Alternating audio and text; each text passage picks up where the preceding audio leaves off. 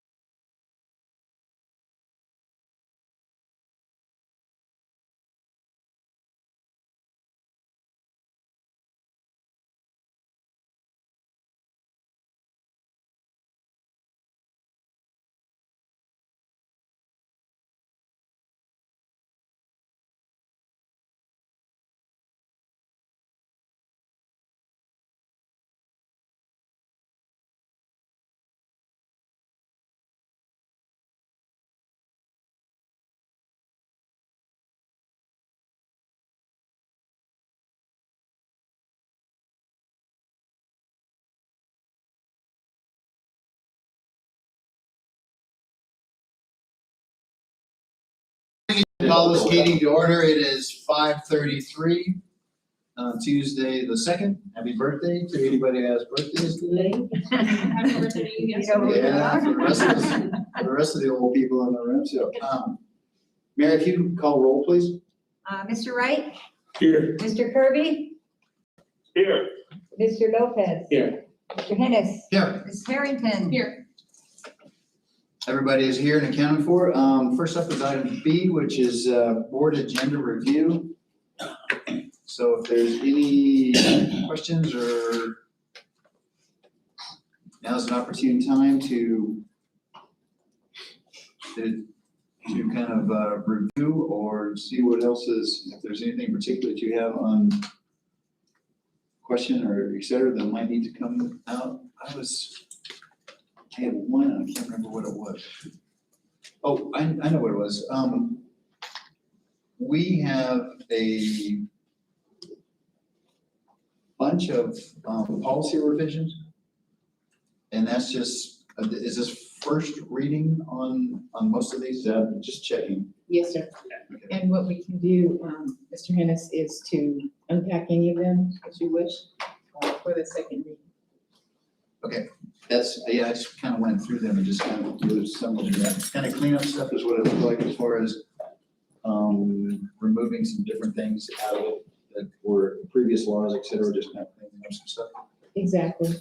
There's nothing major on any of these this time. So I think that they're pretty standard.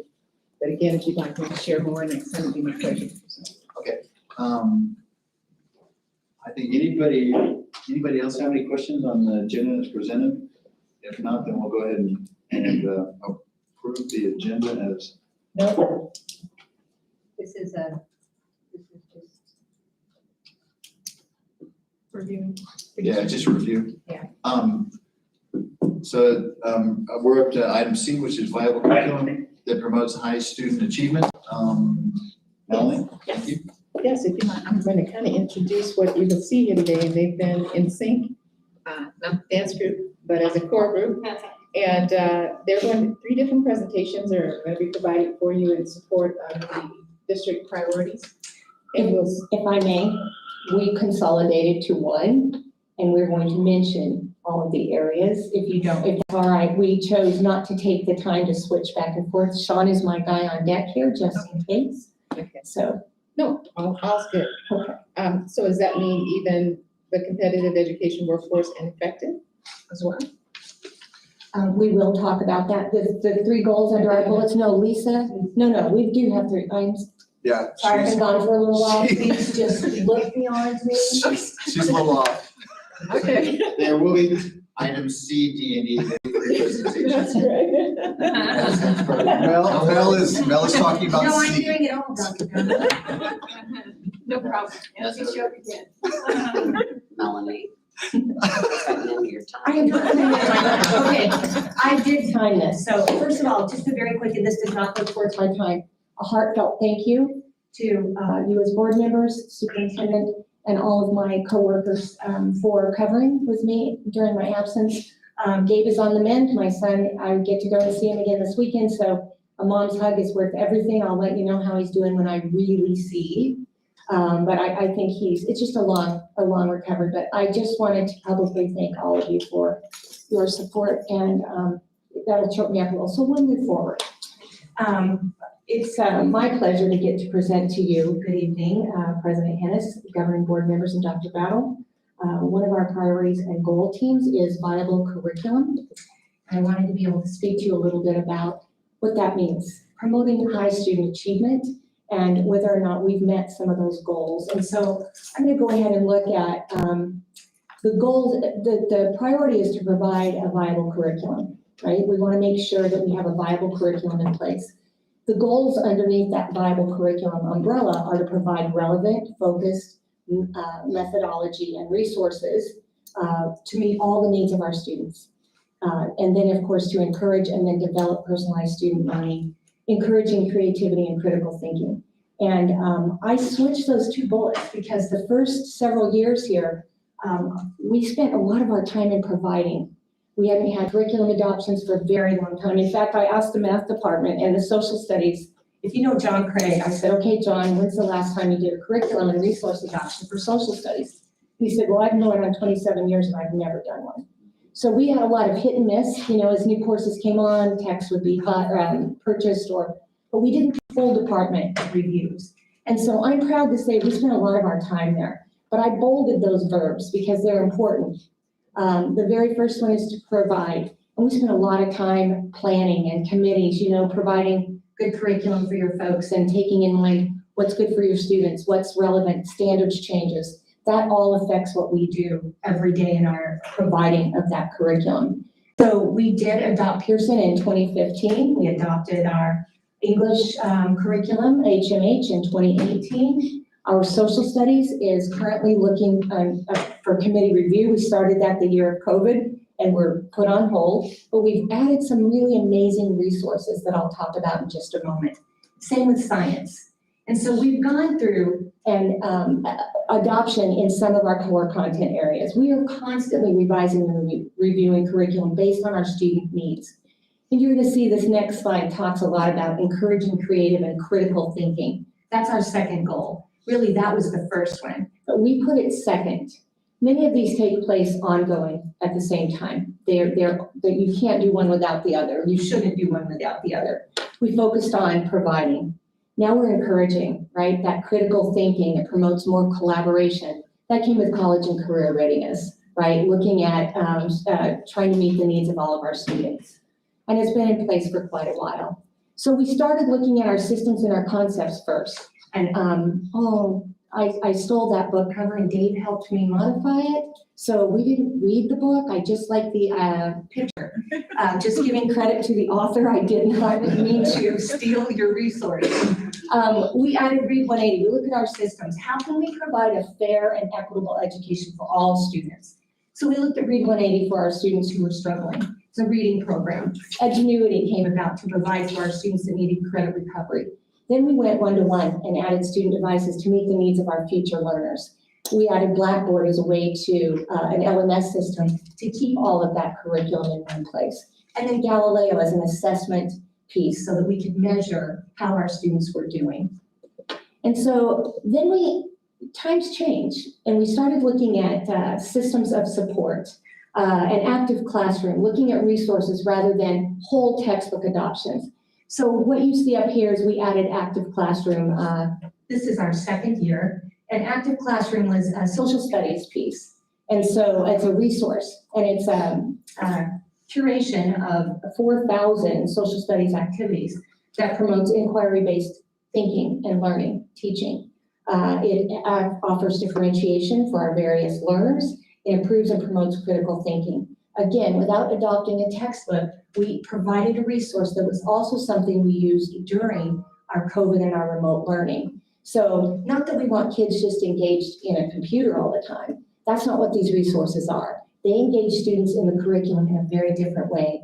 Our Gizmos was certainly the next thing that we acquired as a school district, and it's inquiry-based instruction with library of simulations and labs for our science students.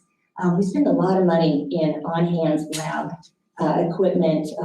We used to joke about the science closet that was full of all of the terrible, we had to have, infectious disease come out or the hazardous waste people and get rid of some of what was in that closet. And so this offers us to do more labs with our students, virtual labs, than we would be able to in person. And so that was a resource science added. We added Kahoot, which is just an academic tech tool. We've added several tech tools in the last 2 years to help support our instruction and curriculum for our teachers and students. And Kahoot just basically improves learning outcomes. It boosts engagement through competitive kind of a gaming environment for students. So you can do a quick formative or a quick out the door, quick quiz to see how kids are doing, and they almost weigh in like Jeopardy. I mean, there's lots of ways to use it, but it really is a lot of fun and it does engage students in a different way. Edpuzzle enhances learning by using video clips and other audio so that a teacher can stop the video in the middle and there's a question the kids have to answer. And so it's very interactive, which again is what our kids are looking for, not just to be reading or lectured to. And then of course we added virtual job shadow, which is we went to that a couple of years ago and found the positives of virtual job shadows, that kids can explore careers and do a job shadow virtually by going and seeing someone in their job and not leaving the classroom, if you will. A lot of field trips got cut a lot of years ago, but this is a way that enhances our kids' learning about their careers and something they might be interested in doing. Into is a new program, and that actually was purchased for our ESS students as a way to keep our students engaged. It's a multiple data assessment piece, it's data collection. It helps all of those people who are working with students with IEPs to access their information. It also differentiates some assignments and instruction for students. Sean, did I get it? Good, I've not seen it, it's new, so I've not seen that program yet. And then of course, CTE, we're always looking at developing and enhancing our CTE offerings and programs. We offered the online academy this year to meet the needs of our virtual or our remote learners. They're very happy about that. So what we've done is we provided, and then we're encouraging student engagement, and we're really pleased with that. Are we where we need to be? No, we are not. The kids, they are changing, as are the times. And it's time to start developing some personalized student learning. And it's always been one of our priorities. It's actually one of the guideposts that we worked with Dr. Beebe a couple of years ago to put in as what we felt was important as part of the strategic plan. And so I would like to play a quick video. It's 3.5, almost 4 minutes. That's why I'm talking quickly. But this really shows you what personalized learning is.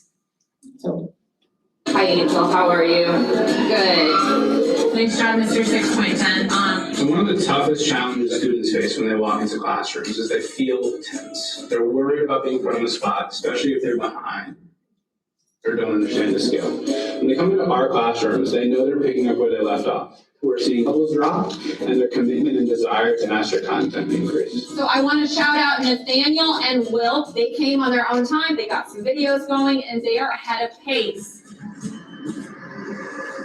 Eastern High School is located in the Capitol Hill neighborhood of Washington, D.C. Being 100% free and reduced lunch, our students come to us with varied levels of academic performance. When I came to Eastern, I was sort of shocked with how broad the variety of learning levels was. We have students who have experienced a ton of trauma, who are behind on certain skill sets, are ahead in certain skill sets, have different subsets of experience when they go home. I quickly found out that my traditional model of teaching was not actually effective. So at that time, I realized I needed to make a shift, and I wanted to start by getting rid of the lecture at the beginning of my class. I'm gonna get started today with revision. So Santana and Jamie, just see me in the back real quick. The instructional model that I started implementing, there are 3 components: blended learning, self-paced structure, and mastery-based grading. What you would see today is really a controlled chaos environment. You have some students starting a new lesson, watching an instructional video, taking their guided notes. We have other kids working on actual lesson assignments, collaborating on whiteboards, really problem solving. And then you see other students working on exit tickets to achieve mastery. I like what's the first class because it teaches you independence. For every lesson, we start off with a video, then during the video, we have to take notes. Mr. Farrah, he does the videos himself. You will hear his voice every time we watch a video. In today's lesson, we're going to focus on finding our local maxes and mins. I love it actually to get the poet stop and then go back and be able to rewatch the lesson over again until I fully understand and grasp the strategies and formulas. Once they're done watching that instructional video, they transition to some type of assignment or activity. And that's it for error. And then you already found the alternative. And they'll say, find the rate of change in the weight of the voice. Everyone learns different. So you may be on lesson 5, someone may be on 3. It all depends on how you work. It's better than in a regular class where everybody has to stay on the same thing. Students help each other, so help. Oh, okay, so after you get now, well, you gotta divide the whole thing by 4. After that. So an exit ticket is like a mini quiz. It's just a couple questions at the end of the lesson, really succinctly measure the student's ability to execute the activities they learned. So when a student has mastered an exit ticket, they move forward. When they don't, they have a reteach, you're assuming that your why is zero. Get, and then they try a new exit ticket until they have achieved mastery. Showtime. Did you get your exit ticket right? Well, your derivative is spot on. So because I am not delivering a lecture, I'm now free to work with students for the entirety of the class period. Yes. Woo. Real quick, just remind me, what do you have to argue? Who is more responsible for perpetuating the Cold War? I'm gonna meet with a few people on topic sentences first. The video instruction makes me feel like I've been able to clone myself instead of needing to explain a concept and then re-explain the concept and then say it again. I'm giving the instruction on the video, which frees me up to work one-on-one or in small groups. Does your topic sentence directly answer the essay question? No, it doesn't. I like it a lot. I never feel like I'm being rushed. I feel like, oh, I already know this. Like, why am I going over this again? I always feel like I'm being challenged. I have a really accurate pulse check of where my students are. So-and-so is on 6.9 and they're about halfway through because I haven't seen an exit ticket yet. Whereas another student has advanced to 6.10 and I can even lean on that student to explain something to their peers. Okay, so you're only gonna use 2 code explication charts. Your 2 strongest ones. I think it helps with your time management. A couple of days ago, I had to stay out of school to get my work done because I was slacking a little bit. Like when you miss a class, you can watch the video at home to catch up. Part of the reason this format works so well is we have a lower than average in-seat attendance rate. In a traditional format, once the teacher delivers that lesson, they're moving on to the next lesson the next day. And they don't get an opportunity to go back over it. I've had students who sadly in a traditional classroom, they simply would have failed the quarter due to their number of absences for legitimate reasons and often sometimes really heartbreaking reasons. With this way of teaching, that student can come really with more of a fighting chance and ultimately pass a quarter. In our model, if a student is experiencing distress and needs emotional support, it doesn't disrupt the larger classroom environment. I'm able to pivot and work with that student, discuss what's going on, while the other students are able to access the content and flourish. You have to do 10, and parentheses in the calculation. It's supposed to be a positive, girl.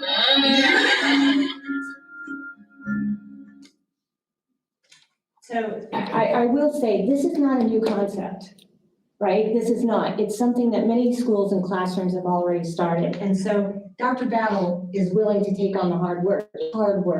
It's not easy. It takes a whole different shift in mindset. It takes a little bit of letting go to give power to empower your students. And that's tough for a teacher. It just is.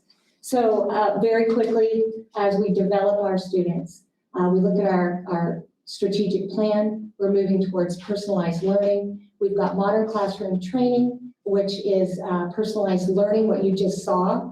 We have 13 people signed up for that. We're doing more of a push-in model right now with our remedial classes. So our students who are struggling, we're going to do a push-in model with support of co-teaching for those students to go into a gen ed regular classroom and get the support they need there. And so that constant differentiation with obviously training for our teachers. Many of them have not co-taught before. We're looking at our graduation requirements, our curriculum, what's going to interest and entice our kids to want to finish the completed class. And then we're looking at promoting more student internships and hiring teachers that can teach those dual credit courses. So we're honoring what we've committed to in the past and we're developing with the future in mind. Do you have any questions? So just looking at it, it looks like, I mean, the lecture-ish type periods, you're gonna have to have something set up fairly well as far as video and the ability for teachers to essentially build a program. Yes, and we've got a lot of that on Blackboard now. When we went remote, we had a lot of teachers who've already created those videos. It will take our curriculum team, IT, it'll take a village to help get those ready. But we're excited about that challenge. And teachers, I think, while they might be a bit trepidatious, I think they're also excited. They want to see their kids engaged again instead of just sitting fearfully not saying anything. So I'm excited about this and certainly am hopeful that we can start to engage our kids and meet that goal to present and have promote a viable curriculum that engages our students and prepares them for real world Yeah, it looks awesome. And just for clarification, that's a portion of the lecture but the teacher is always there, always available. Oh, yes, Always yeah. involved with what's going on as opposed to, there was some concern and confusion about Sure. that we were creating some kind of, everybody's plugged in front of a computer and not doing. It's almost like having stations, contact. right, it's almost like stations, so you set up the class, kids go to the lesson, whatever that is, they may have used blended learning, maybe they were supposed to watch or read something the night before when they get there. This frees up the teacher to now meet with those students who need that extra help. And I think one of the most powerful statements to me was heard from the young student, a young girl who said, I don't feel like I have to hear it over and over again. And the teacher who said, I spend a lot of time repeating my lesson at the very beginning, repeating instructions. This takes that away and frees that teacher up to actually be working with those students. And so you might have a group of kids that didn't do well the day before. The student that couldn't get his work turned in.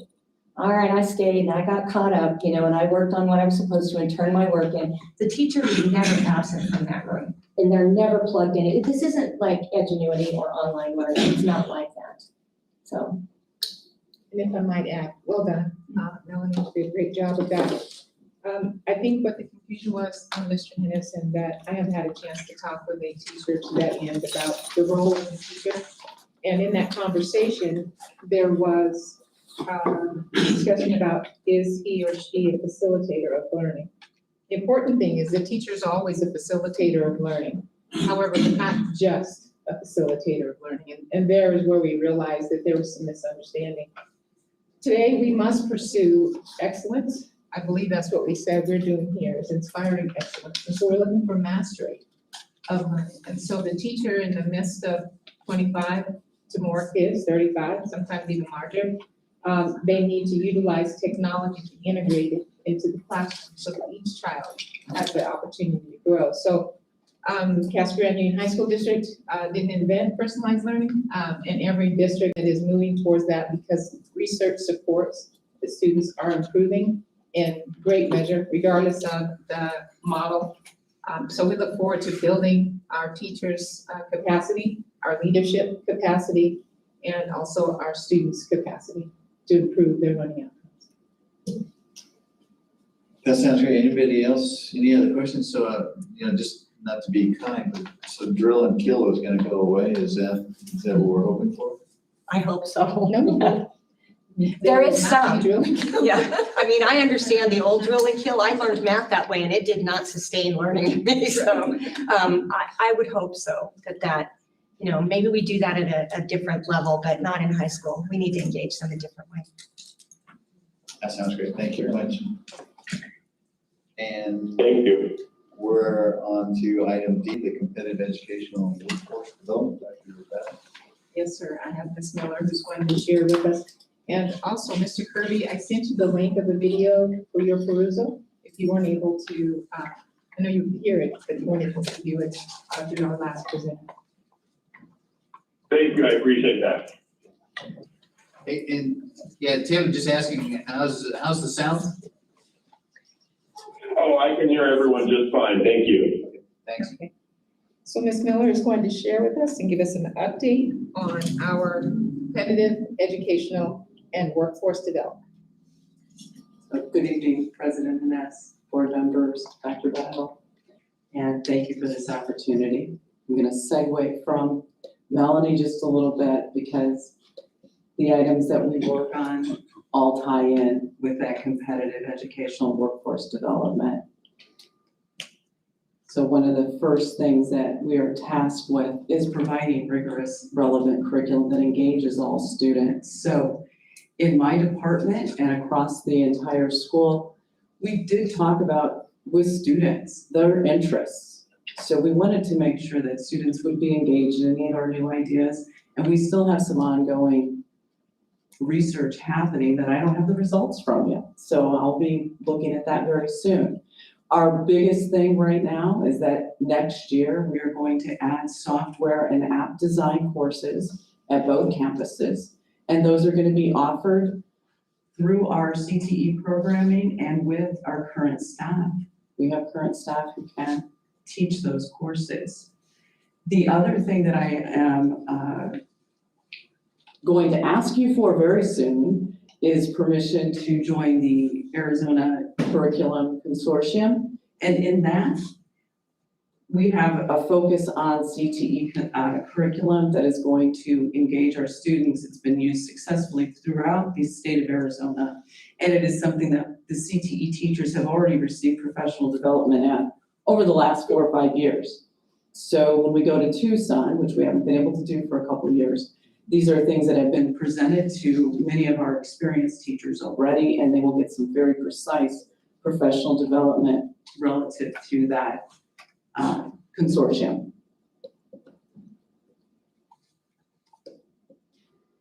All right. Just last week, I was able to hold the first advisory council meeting. This is developing our capability to engage our community and support our students. So I was able to do that in person for the first time in 2 years.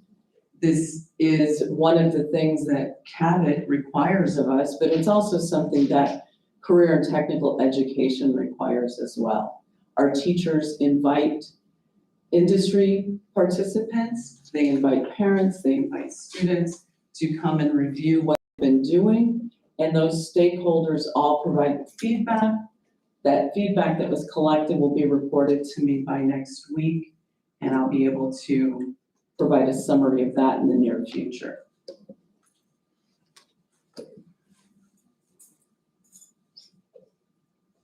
So we have additional meetings coming very soon with the newest folks here in our area, Nicola and Lucid, and I'm looking very forward to seeing what they have to say to us. The next thing that's going to happen is meet and greet events with the middle schoolers, parents, and students. Those are going to showcase our our programming to those middle schoolers. And just to give you an idea of the companies that were at our advisory council, there's everybody represented by their logo. Some are local businesses, some are large, some are universities, but every one of those logos represents at least one industry person, if not 2 or 3 that were at that advisory council meeting. And you'll notice a couple of universities there. And we are going to continue our partnership with CAC when it comes to offering dual credit and college credit to our CTE participants. Currently, we're doing a construction course with them. We did do early childhood education with them last year. We were not able to keep that going this year due to some staffing changes that they had, but that's going to come back next year. And then we are very excited to have them add a welding course that they are designing around our needs, as well as college level coursework. And our hope is that that's going to not only engage our students academically, but create active individuals, active citizens who are ready to be employed and ready to be a part of our economy here locally. And I made some promises to you a couple months ago, and I wanted to give you a status of where we're at with those promises. So I promised that we would be studying embedded credit with the goal in mind that we're going to offer embedded credit to our current freshmen. And of course, if there's somebody else we can pick up in between, I'm sure we'll take care of them as well. But first of all, we've already surveyed students, parents, teachers. I have spent a lot of time talking with all the stakeholders to get ready for this. And I've got teams already in place. We're currently evaluating, let me back up. I've already evaluated the staffing credentials and where we are. I know where the gaps are. I know who we already have in place that can help us with this.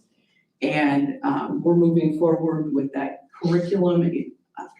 Again, Melanie, we're moving forward with that curriculum review.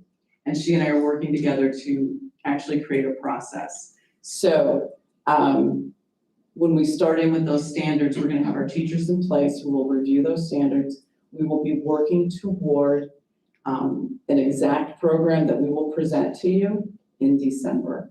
So we're getting really close to having that finished. And once we have that approval, we'll be ready to offer it for sure for the freshmen and maybe a few of those older kids too. And now I'm ready for questions.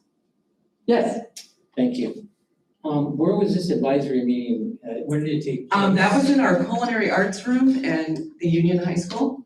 Yeah, and pardon my ignorance, but I didn't see any small business nameplates up there. I saw a lot of. There was LEI, I thought was a local business. Now I will tell you that I do not dictate to the teachers which businesses they should be talking to. Keller Williams is a local realty firm. Seeds of Hope is a local charity. And yes, you're right, there are a lot of larger companies in this. But when we can get somebody to be involved, we're more than willing. And I must confess, this was not intentionally held on the same night as your forum with Dr. Battle. So that was something, these two things were being scheduled and arranged months ahead of time, and I did not want to inconvenience the industry folks by canceling and rescheduling in fear that I would not have any be able to attend. So my apologies that maybe you guys weren't aware of what was going on that night, but we had a little bit of an overlap. Thank you. And if you go back to the page with the picture of your, Of the event? yeah, the event. Yes. I will head back over there. And just looking at, This is about half the room. You Yeah. can only see about half of it in this photo. So we had about 55 people present, if I remember correctly. Every teacher, with the exception of those that were traveling that particular night, was represented. And they are required to hold advisory council meetings 3 times a year. So if for some reason they were to miss this one, they still have to hold 3. And I provide them with the same rubric. If they're unable to attend this night, I provide them with the same rubric and information that they can review with their council themselves. And then they have to stay in touch with the same folks throughout that school year. And I just was noticing some of the folks in there, it looks like Kathy Jew's in there, some of the. Yeah, so Kathy Jew, I did not pull up the dispatch logo, but yeah, she was there representing as a representative in the dispatch, and she was for the marketing department, the marketing program. So there may be a few other people you recognize in there. You've been here a lot longer than I have, Mr. Vaness, and I'm old, there's no. I didn't mean that. I meant I've only lived here 5 years. Yeah, I just was gonna say, it looked like there was more folks probably than they that were there at the meeting that may not have gotten up on the board. There could be, yes. I did my best. And Mr. Hess, one comment for you, Mr. Lopez, too. We hear you, and what we can do, Ms. Miller and I, is we'll see, local businesses, small businesses, to see what we can do to engage our students there as well. So stay tuned, and we'll see what we can do. I have some ideas already, and I've had a couple people come and approach me, so there's some people we can reach out to right away. Any other questions? Hey, it looks good, and we appreciate the CTE is obviously a huge opportunity for the kids and community of Casaran to further explore lots of different things to see what interests them and where they would like to pursue potentially jobs or education into the future. I actually have a student over at Vista who has volunteered to rally up a couple of focus groups for me, so that I can hopefully get to actually talk with small groups of students. And I think I will find a lot of information when I go into those small groups, maybe even more information from them than from the surveys. So I'm looking forward to that as well. That sounds great. Thank you very much. We appreciate that. And Dr. Battle, we're down to effective and efficient uses of resources, please. Yes, sir. And so we have a couple of presenters, Mr. Rob Belk and also Ms. Pam Reynolds. And Gina is still out, but they are well representing our finance department as well.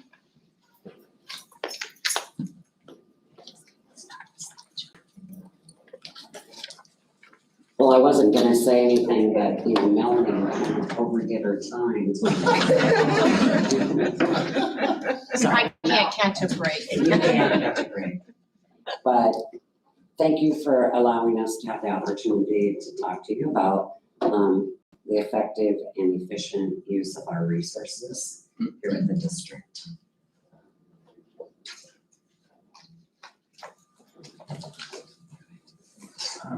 First of all, good evening, President Hennis, board members, Dr. Battle, staff, and members of our community that are listening and are even here. Go ahead. Yeah. It's done. It's done. There's a little.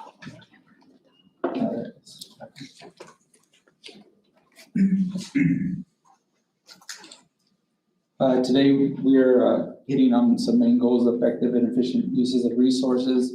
Part of the goals and policies that we implement here at our district are to maintain and sustain, maximize the efficiency, and expand and ensure are some of the key topics and key goals that we have set forth in policy.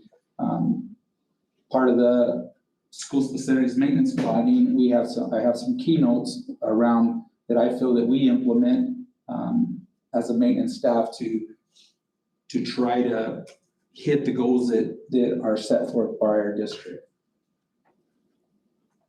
From a human resource perspective, as you all know, I've been here just a very short time, but I think that it's best for us to look at best practices for our human capital.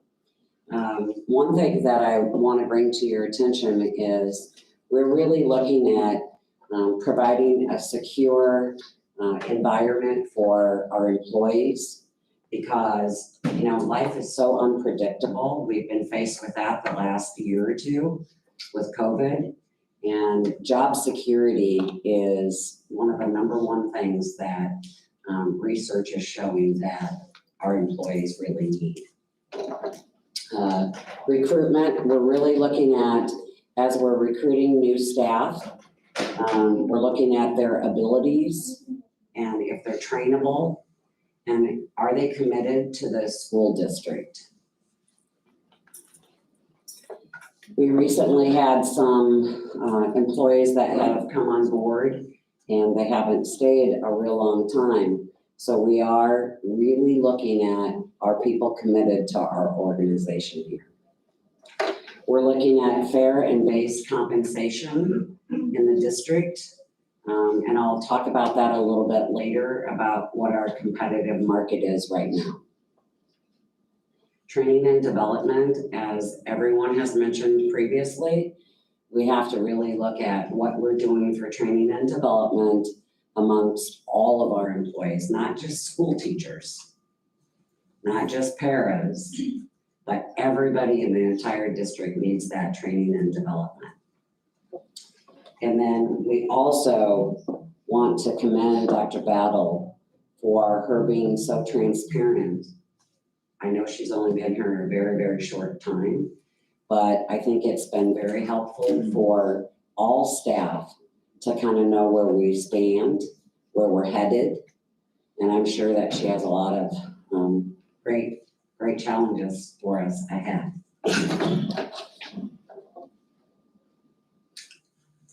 Maintaining and sustaining, we believe, as part of the facilities department, is implementing preventative maintenance and predictive maintenance. Some of the things that we have put together is that we have a school due base where we, a lot of our staffing can create work orders and things like that, and have also implemented monthly reoccurring schedules for our maintenance, as far as our chiller systems, our air conditioning, and other key functions that we need to continue with the preventative maintenance and predictive maintenance. Some of these things for myself are very important because they help, as the keynote says, to eliminate unnecessary tasks, saves the school district tons of money, and fewer large-scale repairs. On some of the our goals is to maintain a high efficiency of preventative and predictive maintenance. That way we can use some of those funds that we're not on the low maintenance side of it, where we have to go and repair a lot of things, and we can pass those savings and to other departments that could possibly use the money or help increase their budgets. Just describe so everybody knows, kind of School Dude is a program used across a lot of different campuses, and but explain what it is. Yeah, School Dude is a program that we put together that it helps kind of cut back on time as far as every staff member, teachers, anybody that's on our system can go out there and put a work order together and generate stuff as far as broken desk, light fixtures that are out, any special needs that they might need. We implement it with our custodial staff as well. Our grounds team has it, and it helps us to maintain and look at and focus on some of the higher priority things, and we're able to manage and balance those out using that program. Thank you. Well, like I said, we are really looking at the competitive market. We're trying to retain our current employees and recruit some of the new employees. And so, to be honest with you, we have initiated the IBM Meet and Confer group. That committee will be meeting shortly, and we'll be providing additional information to you in the future. We have to have some fair and competitive wages. So in order to be able to do that, obviously we need to be looking at our salary scales. So that Meet and Confer group will be forthcoming with some additional information for the board. It's a great idea to consider performance-based compensation as well. I don't believe that it has been in the past where we've had evaluations.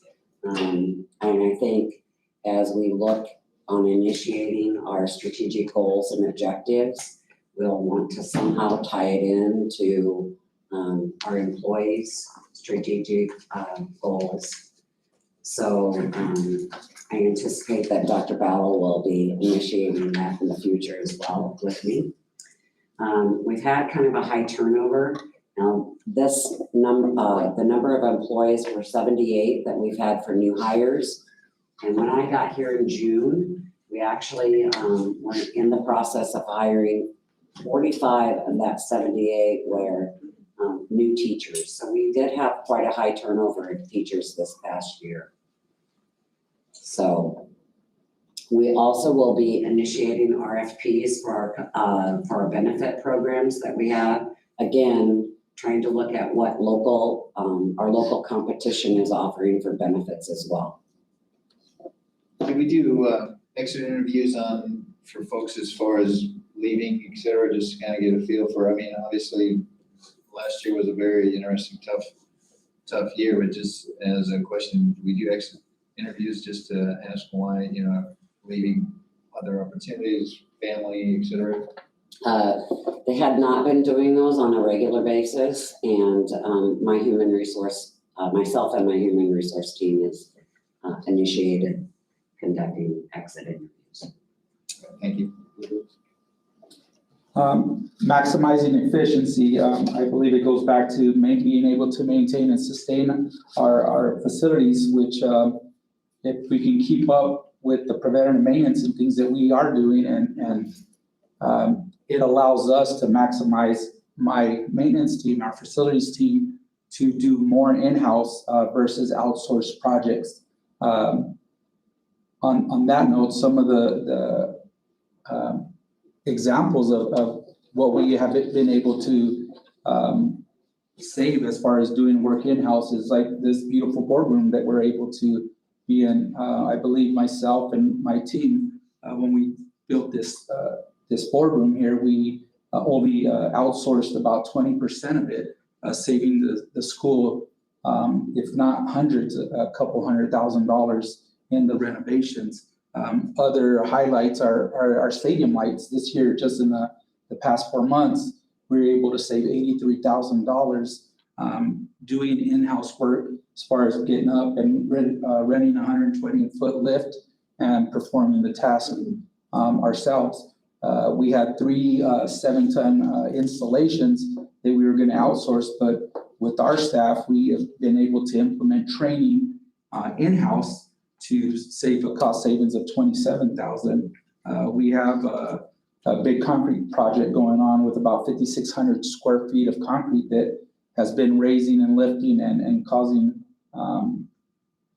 possible injuries. So what we decided over the fall break is I went out and got quotes, and the numbers were really high. So what we decided to do is do in-house work and do all the concrete removal, bring all the, rent out the equipment to do all that. And then we outsource the finish work of it, which it was able to save the school district $93,000 in savings on that plan. Were those labor services, with savings in with labor services? Yes, sir. Yes, that's us putting our maintenance team together. Like I said, with the preventative maintenance that we're able to do, it allows us a little bit of extra time because we do them every month to be able to invest more time in doing more of the cost savings for our district. Do you think that was more related to the large impact of outside labor because of the building boom? I think their costs have gone up. Is this a norm? Would you consider this a normal savings procedure, or when before the building boom started, would we have been closer in price, or what is your opinion of that? On my opinion, that it is there are higher numbers right now, but it's not that drastic compared to the norm that we've looked at. For instance, our stadium lights, when we first started out, the reason we started doing it in-house is when I first got bids to do it, I think it was like 10 light bulbs to rent the lift because the hazard pay being elevated so high in the air that it cost us about $35,000 to change out 10 lights. So when that number came at us, I was like, hey, I'm qualified to run this lift. Let me do some training. We rented the lift in-house and we saved that money. We end up spending about $7,000 that first time. So. Yeah, I think that's awesome. And this is in concert with doing all of your normal. Yes, sir. Keeping everything up. I mean, the due thing is work orders, et cetera, that you have to do, is setups for band, or setup for football games, a setup for everything, plus maintaining the whole grounds, et cetera. And so you were able to fit that. You have a sufficient staff to be able to do this at different times? Sufficient staff is no. We do it because, I mean, every day our motto is that we come in and we got to understand what we're doing this for. And what we do it for is for the kids here. We firmly believe on my team, and to be part of my team is that we have to believe and you have to respect that we are here to do a service and to have a safe environment for our kiddos to come in and do what they want to do and do it best. And also for the teachers, we've learned that when there's safer and cleaner environments, the teachers do better and the students do better. So yes, I do believe we are really understaffed. I do want to thank Dr. Battle we've been sitting around and not sitting around, but discussing a lot of different ways to present where we can get more staffing. And I just love that I was able to actually have a voice in presenting the need that we do need for more staffing. Were you able to perform any immediate work on the Mr. Gym water damage? Yes, sir. As that's going on right now, so what happened in July, that we had damage to the Vista Gym, and that process, what happened is what's going on right now is that they're actually started it. We got the trust involved with it to help with assess and help with a lot of damage, because it was a big storm that went through, and there was a lot of other things that happened. The gym floor though is actually looking like we should be complete with that one in end of November. Because of the big boom, there's a lot of parts and things that are not around, so it's a lot of shortage on things like that. So, but. So was your personnel directly involved with the fixing of the floor? No, sir. We outsourced that because the trust was involved. Okay. So we outsourced to accommodate the repairs. Well, I tell you what, we appreciate all the work, is the driving by and looking at the grounds and just seeing in general. When I've been around some of the schools and campuses, et cetera, you guys, I saw that there was all brand new grass planted at Vista Grande the other day when we were there and it just, we know the amount of work and appreciate it, especially it sounds like you're there for the right reason. Yep, And thank you. encouraging your staff for the right reason, which we should all be here for that reason. Yes, sir. Thank you. So lastly, from a human resource perspective, we're going to be very selective in our hiring. We're going to be looking again at people's abilities, their trainability, and what their commitment is to the organization. Again, we need to be really focused on training and development. So we'll be assessing our needs, and we'll have people in the groups identify and establish objectives. And then we'll look at the various training modules that are out there. Perhaps maybe we might have somebody internally that could do some additional training. And then certainly deliver the training and then evaluate our performance based on those training modules that we'll provide to our staff.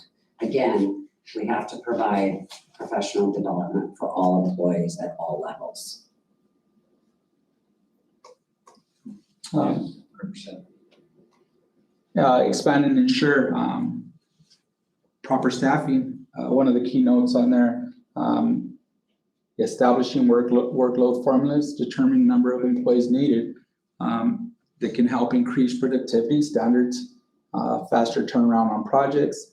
And these are some of the reasons why a lot of on my one-on-one meetings, I've been talking to Dr. Battle and hoping that we can get out there and put out there on the board docs to hire more people and giving you guys or giving us the opportunity for you guys to approve some employees is because of the current numbers. If you look at our numbers of employees, we have 6 maintenance, 6 grounds, 15 custodial, and as of today, I got another resignation letter due to going to Lucid, another custodial staff. So that puts us down now to 14 custodial. Total square footage covered. These are notes that we have that you guys could look up as well on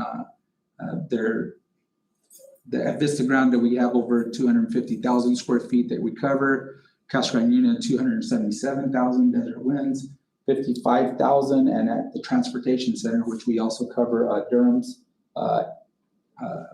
maintenance shop area, we have about 11,500 square feet.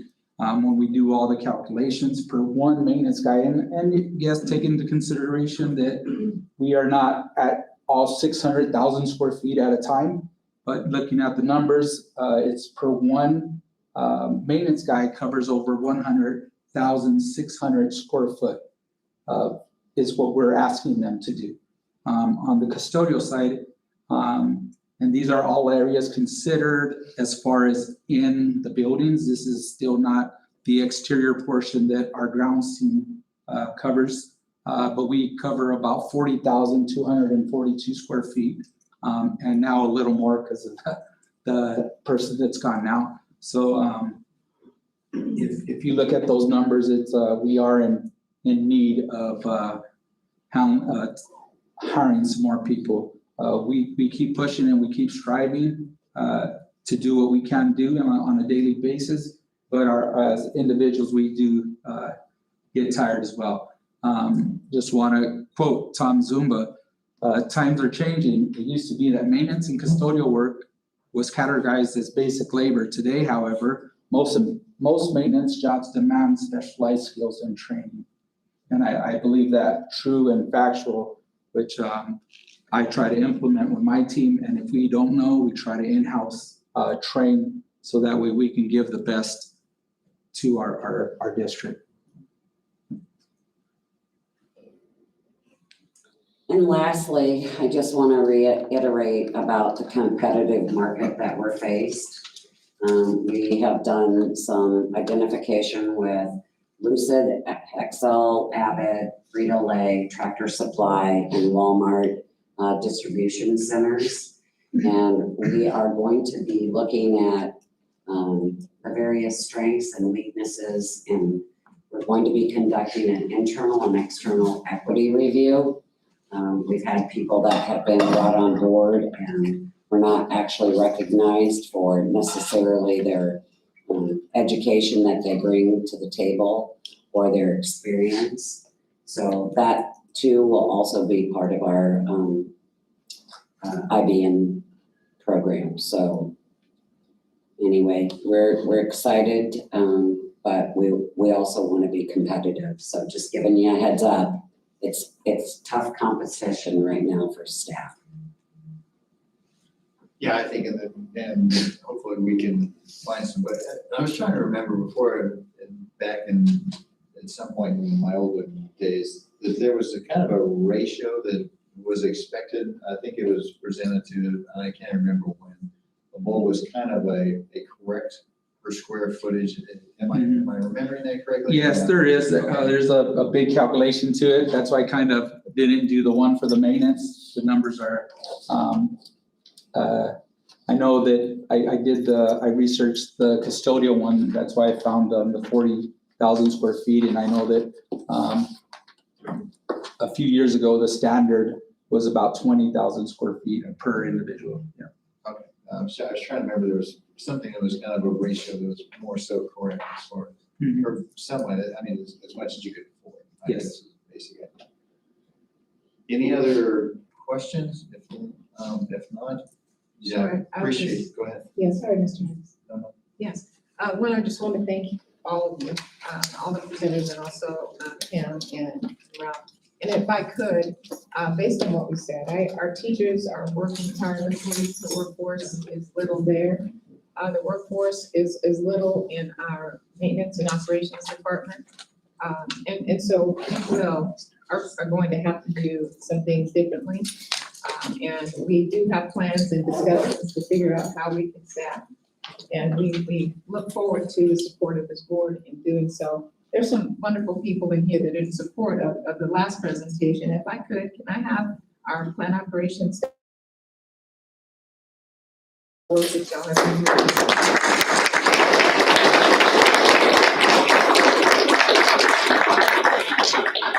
Really appreciate you guys coming in and really support wonderful fearless leader as well as Mr. Bella. Thank you. Okay. Mr. Mayor, that concludes my presentation. We sure appreciate all the work that everybody's doing. I mean, we can't say thank you enough, and that you're passionate, and the expectation that you're there for the kids is just why we should all be here. So truly, thank you, and I appreciate it. Thank you all. What Taylor said, multiply. And we're gonna go ahead and adjourn this part of the meeting, and then we'll, in about 3 minutes, we'll start the regular board meeting if we could please. Thank you very much. Sure appreciate it. Thank you.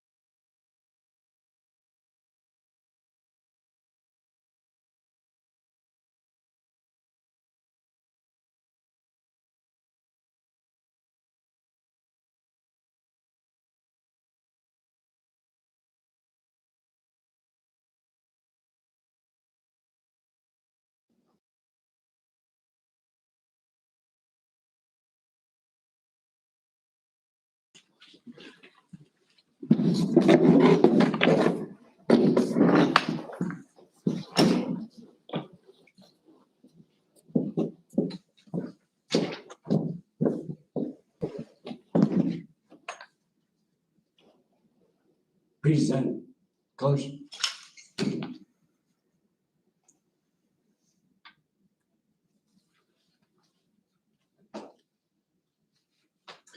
Ladies and gentlemen, at this time, would you please join me in reciting the Pledge of Allegiance? I pledge allegiance to the flag of the United States of America and to the republic for which it stands, one nation, under God, indivisible, with liberty and justice for all.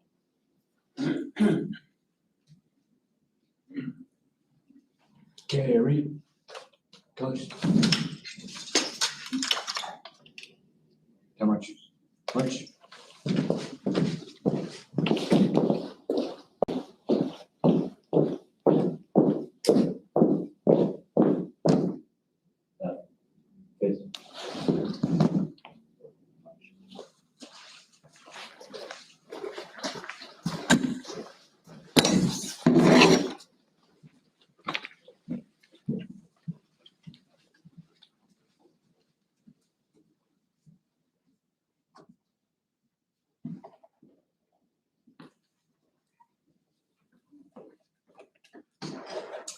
Thank you much. We can go ahead and sit down, please.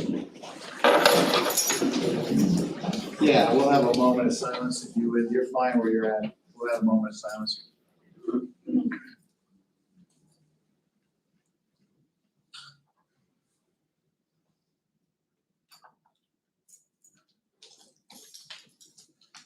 Thank you very much. Item A is first up is to adopt the agenda. Is there a motion to approve the agenda as presented? So moved. I second. I have a motion by Chuck and a second by Joe. Any other questions on that? If not, Mayor will call for the vote, please. Mr. Wright? Yes. Mr. Kirby?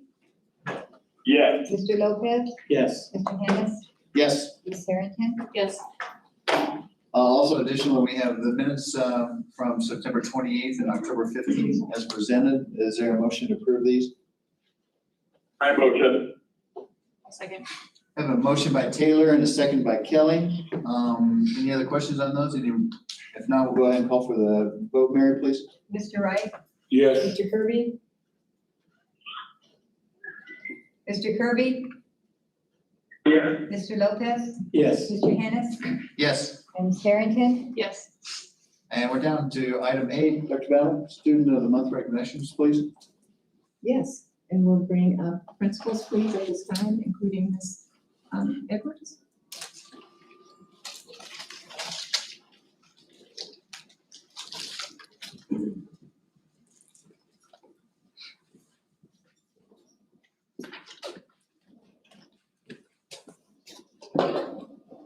Good evening, President Hennis and board members and Dr. Battle. I guess I was chosen to go first since it's my first time. They both looked at me like, okay, go. I would like to recognize Catherine Lara Quintero. Her parents unfortunately couldn't be here tonight, but I would also like to mention them as well and congratulate them. Areli Luna and Ernesto Erizari. In her years here at Vista Grande High School, Catherine has been involved in various clubs. She is currently the National Honor Society president, and she has been a part of National Honor Society for the past 2 years. She is also a member of our Student Athlete Advisory Committee and our Link Crew Committee. Catherine was a member of our JROTC program for 2 years, with her highest rank being a sergeant. She also, during the pandemic, she scored a 5 on her AP Spanish test, which is one of the highest score. Some of her personal accomplishments that she has done is being involved in the community and volunteer work. She has helped with Toys for Tots, the Electric Light Parade, and she has also helped in Eloy with their September 16th fiesta. Catherine also enjoys playing the drums and the bass guitar at her church. However, she is most proud of this accomplishment. She will be the first to attend college in her family. She just currently was accepted accepted to the University of Arizona and then received a scholarship. Go Cats.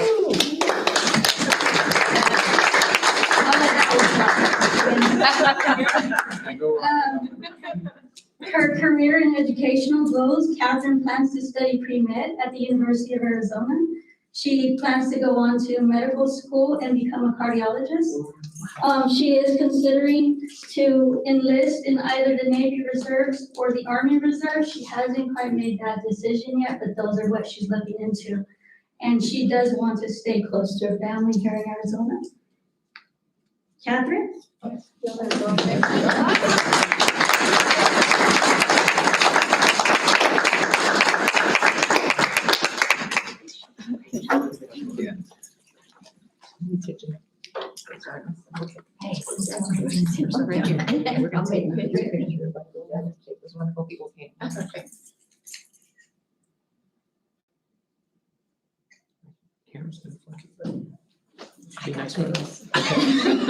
Is this mom and dad? Oh, yeah, they introduced your parents. Oh. That's my dad Ernesto and my mom Aurelia over there.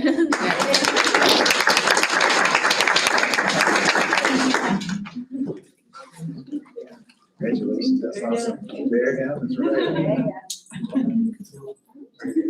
Congratulations. Thank you.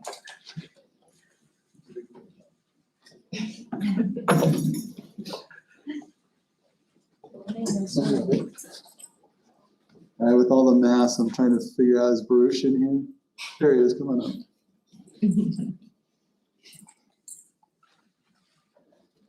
In case I've been saying it wrong all this time, am I saying your name right? Baruch. See, I'm glad I asked, I apologize. Mr. Hess, governing board members, and Dr. Bell, it's a pleasure to be in front of you today and to be able to recognize our Rotary Month. I'm happy to announce that Baruch Lynn is the Casa Grande Union High School November Student of the Month. Baruch is in the top 2% of graduating seniors.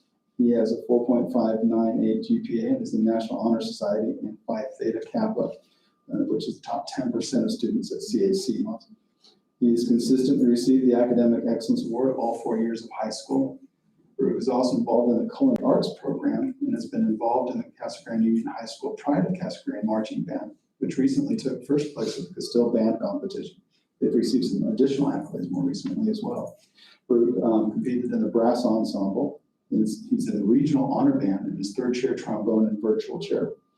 Baruch participates in speech and debate club and is a vice president of this group. Although he has almost enough credits to graduate, he continues to take more challenging AP courses and has a full schedule while working part-time at Wendy's. Baruch plans to study computer science and would like to attend Brown, ASU, or USC. Good choice on ASU, by the way. Recently, Baruch was one of 3 Casa Grande Union High School students to be named finalists. And this is pretty impressive for the Quest British National College Match Program. It's an incredible honor. We'd also like to recognize family members as parents, Griselda, and I'm probably saying the name wrong, is it all? Welcome.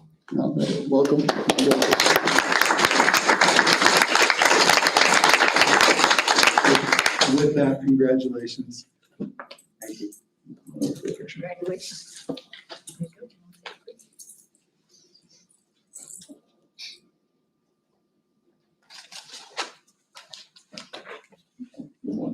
We want to get your smiling face.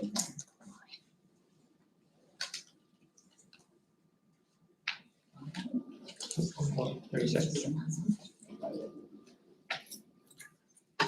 Thank you. Congratulations. Gotta make a walk. Yeah. There you go. Congratulations, awesome.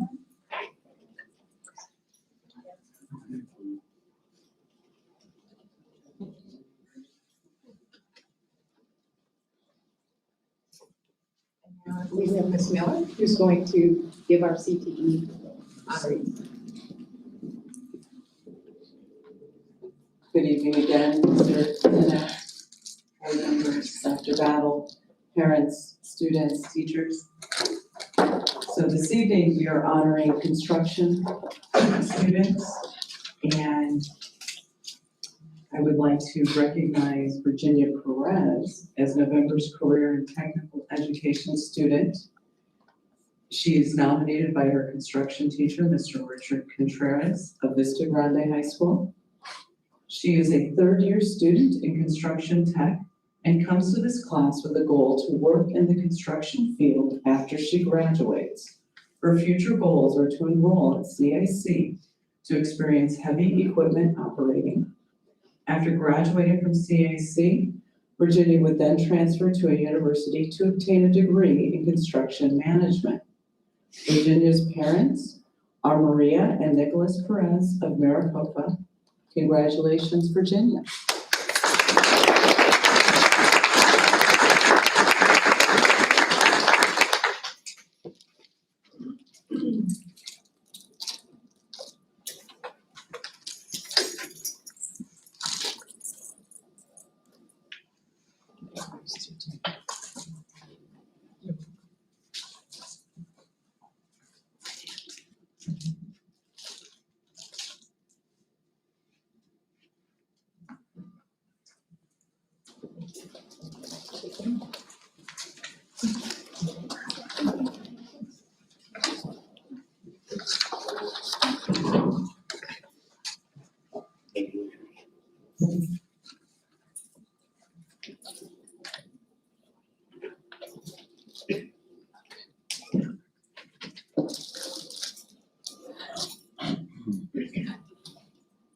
And I'd like to bring Xander Moore up to the front first, please. Thank you.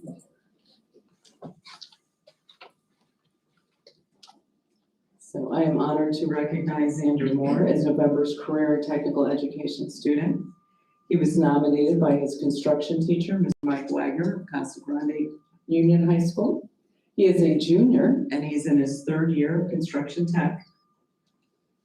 Complementing his abilities in construction, he is also a JROTC candidate and avid classic car restorer working on rebuilding his moped. In class, Xander is knowledgeable about tools and process, and he has learned to manage projects and people using their talents in effective ways to accomplish their goal. He's eager to practice and learn while doing, but willing to put in the time and effort required for technical academic content knowledge. Quiet, but not shy, and willing to take risk in answering questions and discussion. He is an asset to the construction program and a future leader in the making. He also looks sharp in his JROTC uniform, from what Mr. Wagner says. And he says, thank you for being part of the construction program. Continue to grow. His parents are Chad and Heather Moore of Casa Grande.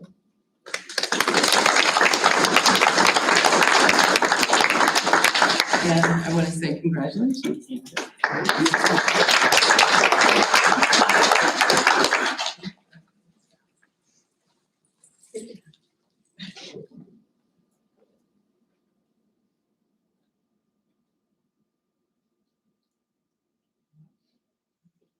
You get one?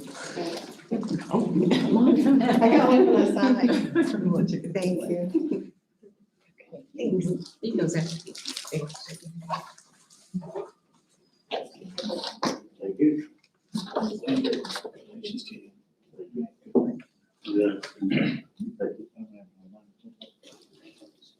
Thank you.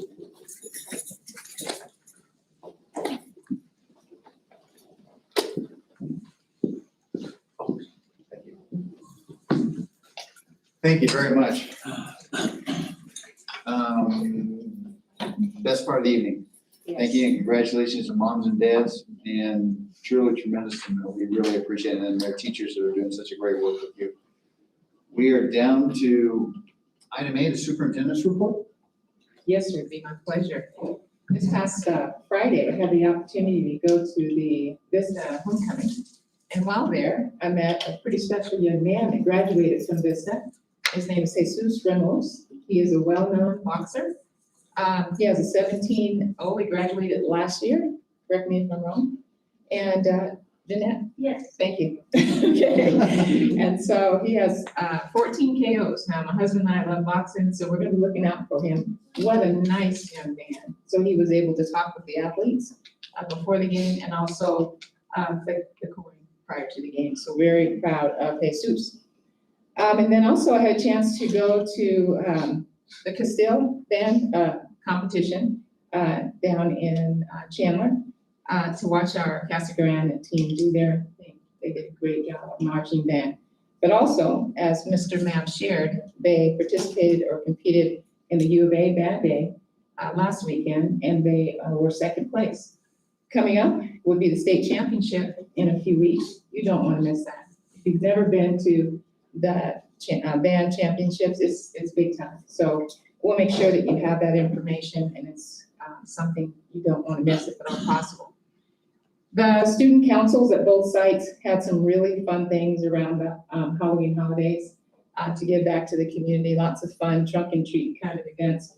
So I want to commend the sponsors and the students for providing some really fun activities to engage, especially our little people in the city. We also have an athlete. There's lots of state championships coming up here shortly. We have at least one representative that I was able to speak to. I'll have to apologize to him and his family about his name, but tell me maybe Mr. Mab, Tituan, Fashon, something like that? Fashon, thank you. And he was 100 backstroke on Friday, so I'm going to be competing for the Division II swim state meet. That's also a very exciting event if you can get to that. And last but not least, the state fry is coming up. I've heard lots of things that I'm unfortunately going to miss. My husband and I are going to be in Rocky Point building homes for homeless people, but I hear that's some good eating.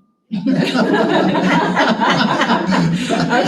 so That's the exact term. that's right. That's a good eating. And I'm jealous I won't be there, but I'm glad to know that it will be well represented by a number of people in here, but also that community. That ends my message. Thank you very much, and truly would, very appreciative, and I'm sure the folks in Nogales, are you going to Rocky Point? Yes, sir. Yeah, we've, some other churches and locally have gone down there to do work, and it's nonstop, so truly that's a blessing for those folks, for having you guys come down there and do work, so thank you. We're down to item 6, which is matters reserved for board action. We have a number of, this is a first reading of all of these different policies, so we just need a motion to approve the policies as presented for first reading, correct? I move we approve the 6 policies as presented for approval. There's a motion by Chuck and there's a second by Joe.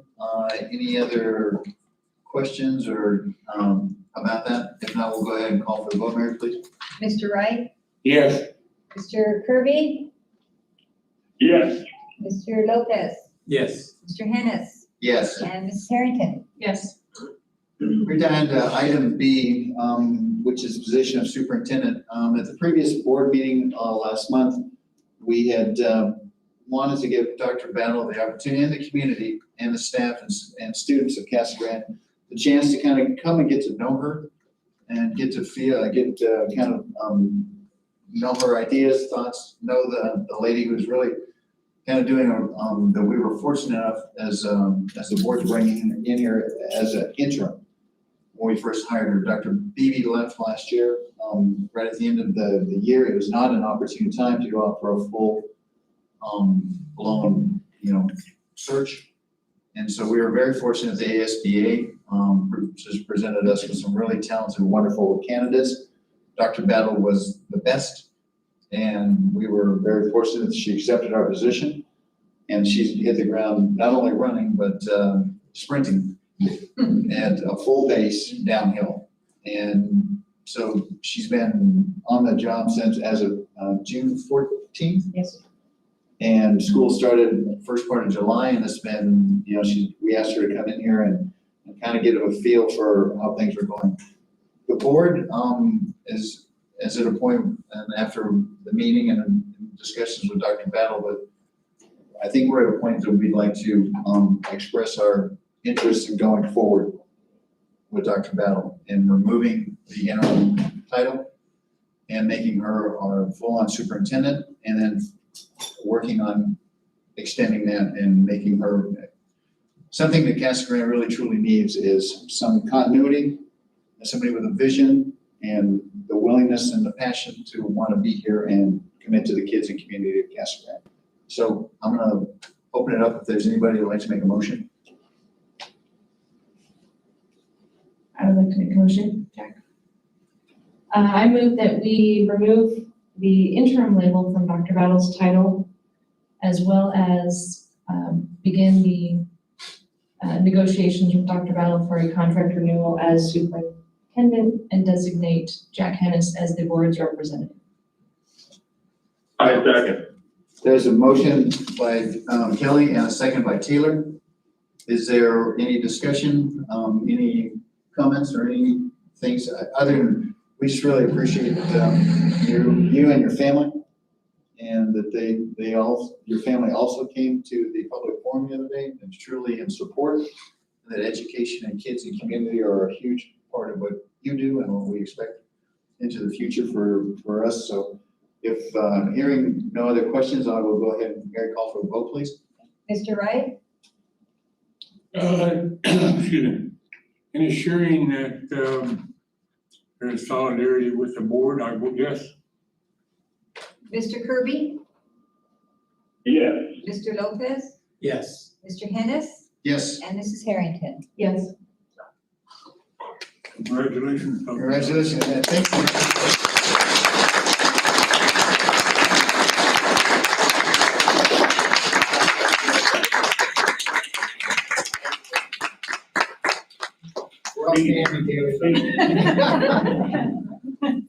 I'm standing too.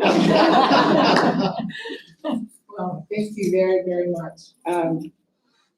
I am blessed to be a part of this wonderful, wonderful district. And I have draft a letter that I won't read in full, full statement. I'm a little taken back right now. So I'd like to read it. You bet, please. Dear Casa Grande Union High School District Governing Board, staff, family, and students. I've had a long and prosperous career in education, serving many wonderful people who have impacted my life and influenced my leadership.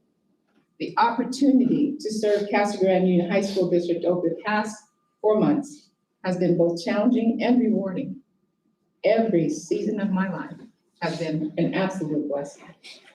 I arrived at Casa Grande honored to be a part of an amazing community that is full of people who love where they live and work, and each value this amazing city and everything it has to offer. Upon arrival, teachers and staff reached out to welcome me. The mayor scheduled time out of his busy day to meet and share the city's ambitious and exciting goals. A former superintendent who lives here scheduled lunch with me. He had nothing but wonderful things to say about this amazing place. I've had the pleasure to have meetings with student body presidents, attend extracurricular events, and meet with parents and outstanding teachers. I've developed strong relationships with directors, teachers, counselors, and staff members. The governing board has immense responsibility to ensure they hire an experienced leader who loves students, who is passionate for service, and who cares about those she serves, including, I care about you, governing board members. I care about the teachers. I care about the staff. I care about administrators, and I care about parents. I value members of each group by leading with my best, walking humbly, providing opportunities for diverse voices, and ensuring that students are given the best education that each deserves. Specifically, a voice that should propel our students into the future with confidence, knowledge, and wisdom. Wisdom is the key to purposeful life. Leading is not easy, and I'm not looking for a perfect place to work. In life, there are trials and tribulations. A famous author said, "Consider it pure joy whenever you face trials of any time, of many kinds, because you know that the testing of your faith produces perseverance. Let perseverance finish its working so that you may be mature and complete and not lacking anything." My husband will tell you that this is my favorite quote, as he created a visual for me to see in my quiet time every morning. Whenever there are challenges, there are always opportunities. Governing board members, after prayer and petition and communication with my Savior and my loving approved tonight, and it would be my pleasure to serve Casa Grande Union High School District. I absolutely appreciate each and every one of you. I stand by you. We've got great work to do, and I look forward to this wonderful ride together. Thank you.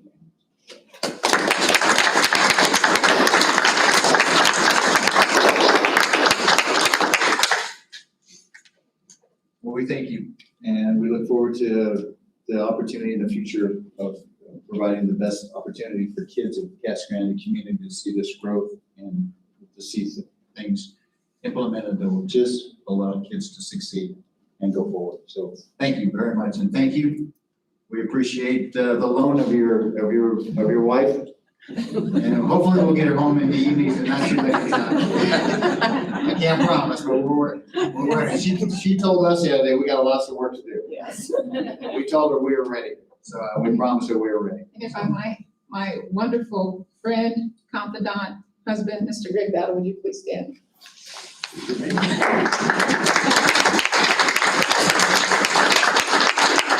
I've got a couple of my boys with me. When you met Mr. Alante Battle, would you please stand? That's number 2 son, and Austin is his friend. Would you please stand on? And then our last youngest of 4, Mr. Adonis Battle.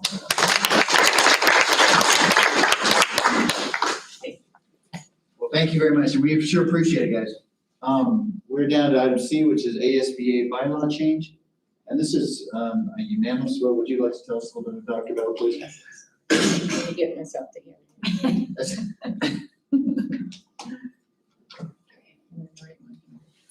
Thank you.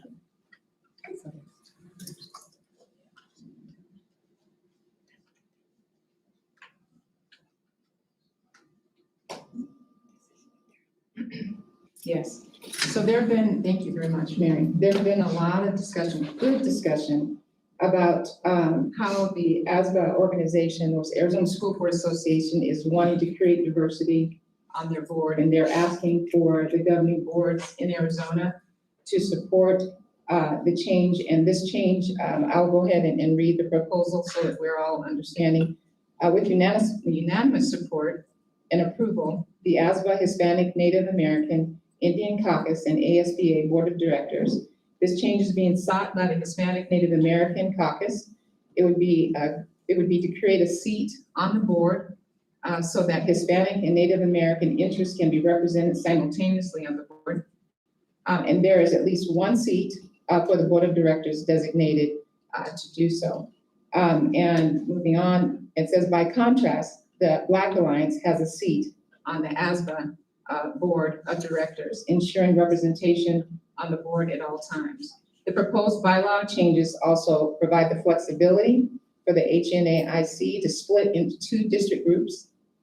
So its members so choose, and allow those groups to change their names and be recognized under the new name. So that proposal is what has been circulating, and you all have in receipt of that. And I just want to commend the ASBA for their due diligence and to ensure that all groups representing Arizona are being considered in the great work that they do. I appreciate it. Thank you. And we've been receiving an email on this about every 3rd day about reminding us to vote. So I'm glad that we said we take care of this board meeting. So the action is to go ahead and vote for the ASBA Hispanic Native American Caucus to create this additional position on there. And if so, we go ahead and take a motion if we could, please. I so move we adopt the ASBA bylaw proposal. Second. There's a motion by Chuck and a second by Kelly. Any other questions or discussion? If not, Mayor, we'll go ahead and call for the vote, please. Mr. Wright? Yes. Mr. Kirby? Yes. Mr. Lopez? Yes. Mr. Hennis? Yes. And Ms. Harrington? Yes. We are down to item 7, which is our consent agenda. We have items 8. Oh, excuse me, John. I skip donations every time. I apologize. That's, the women in our life are what keep us. If we pay attention. We're at item D, donations. We have a nice group of different donations here. One for $500 from David Sumner and Aaron Douglas. 76 from Madonna, 22 from Jason Villegas, 44 Caleb Brownmiller of the class 2023, and 150 from Jose Pompa for this Granny Cheer Club, $2,500 grant from Abbott to fund from CG First Robotics, and a $500 chapter grant for SEDS USA to support the CG SEDS space propulsion system. If we could agree a motion to accept these, and with our thanks. I'll make a motion to accept the donations as Second. presented. Kelly moved, Chuck seconded. All those in favor, go ahead and say, Mary, call for the vote, please. Mr. Wright? Yes. Mr. Kirby?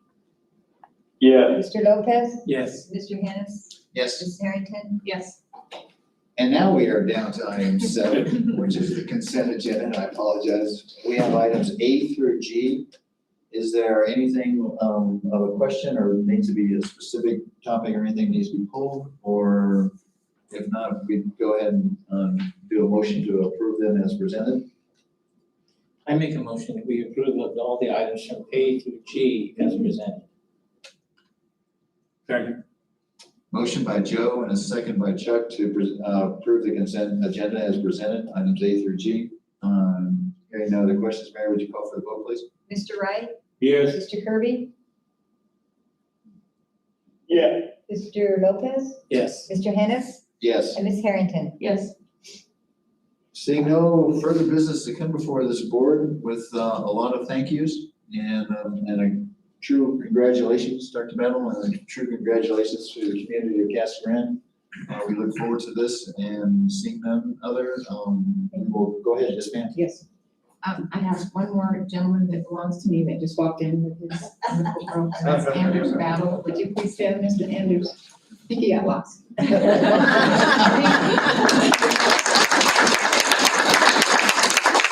That's number 3 son. So when number 1 son comes with the baby on the holiday, we'll see if I can get him here. There you go, the whole crew. Yeah, one more thing. Yes, ma'am. We had some wonderful birthdays, and last night we had a special board meeting. And was in the middle of Mr. Jack Hennis's birthday, so the directors and I have a card for you to say, happy birthday. Oh, thank you so very much. Thank you very much, thank you. And there's another birthday, if I might, tonight. We've just taken the birthdays, and Miss Kelly Harrington, it's her birthday tonight, so we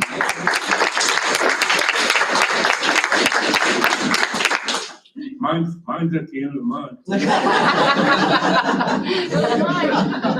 is there a board meeting on your birthday? We might have to schedule one, just. We'll take care of you, Mr. Anyway, since the whole family's here and mom's ready for dinner, Yeah. we're gonna go ahead and adjourn this thing and let you guys be in charge and do it. But thank you very much. We sure appreciate everybody being here this evening. Thanks, and we're adjourned. Dinner, we're all done. Thank you.